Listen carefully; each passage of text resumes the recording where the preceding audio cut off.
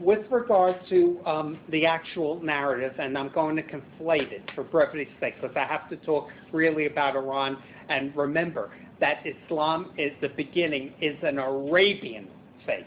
It's going to be coming out of the Arabian Peninsula.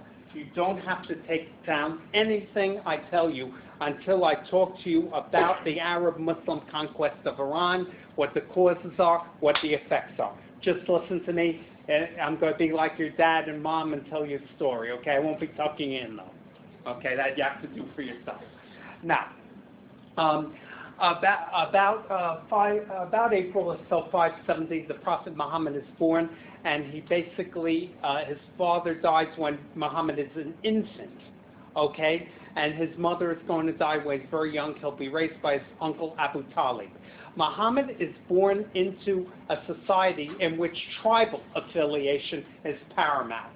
The tribe that Muhammad belongs to is the tribe of the Quraysh.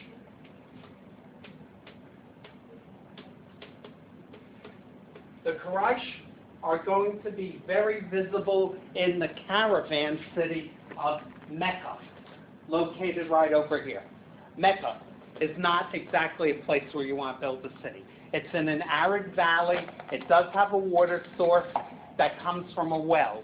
The well is considered sacred. It's a well of Zamzam. The water is fresh, but it's a little on the brackish side. And Mecca is basically surrounded by mountains. The reason why Mecca is of importance is its location.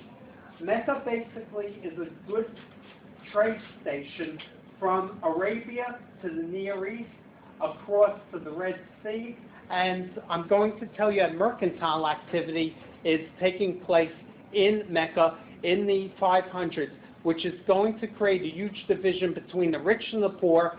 And in traditional Arabian culture, tribal affiliation means you take care of members of your tribe.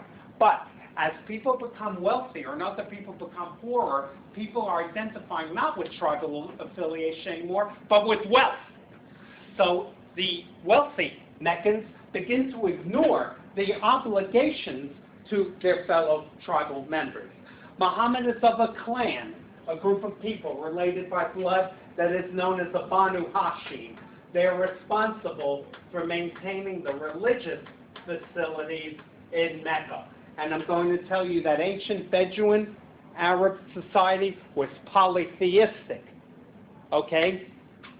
Now, I'm going to tell you that in Arabia, you're going to see Jewish and Christian traders trading with the indigenous Arabs. And they're going to begin to share their ideas of one God, monotheism.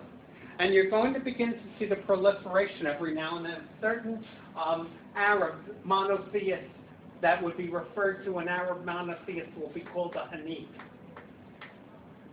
Okay, plural Hanifa. Well, I want to talk to you about the Prophet Muhammad. When he grows up, he becomes a merchant, and a fairly successful one.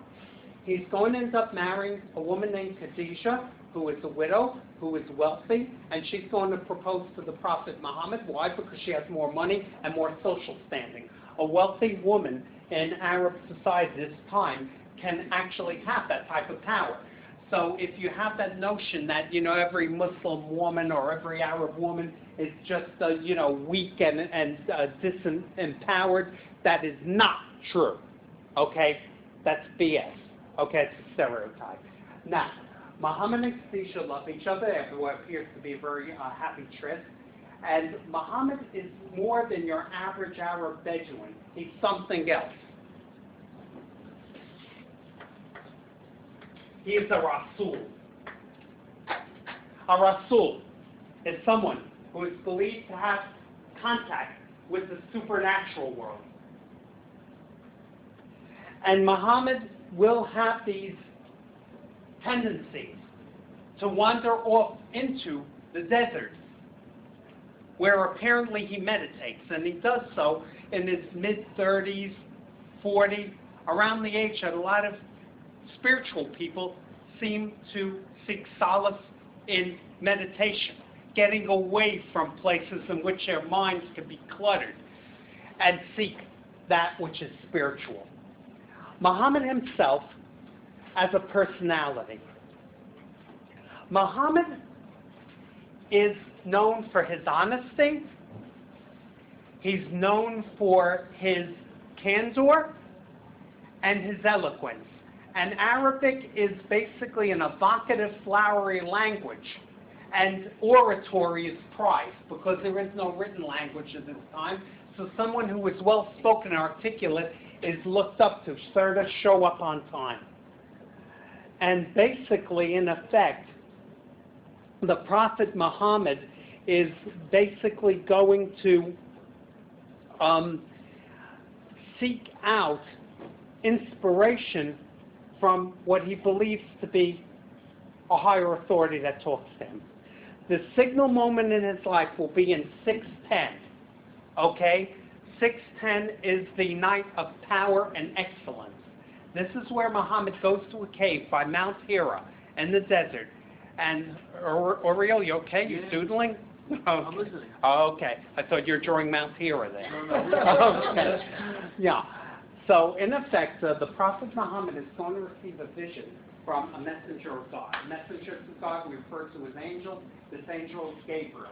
And he basically tells Muhammad, recite. This is from the one true God, Allah. Okay?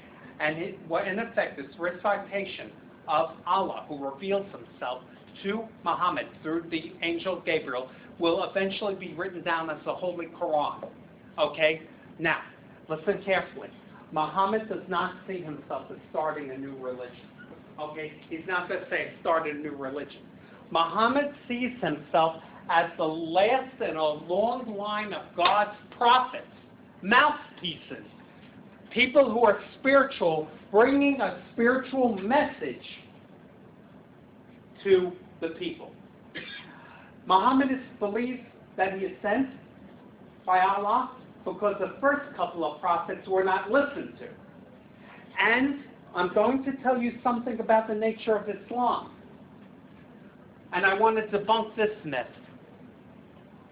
Whenever you talk about Islam to the average American schmuck, okay, they're basically going to treat it as if it's a very exotic faith. It is not.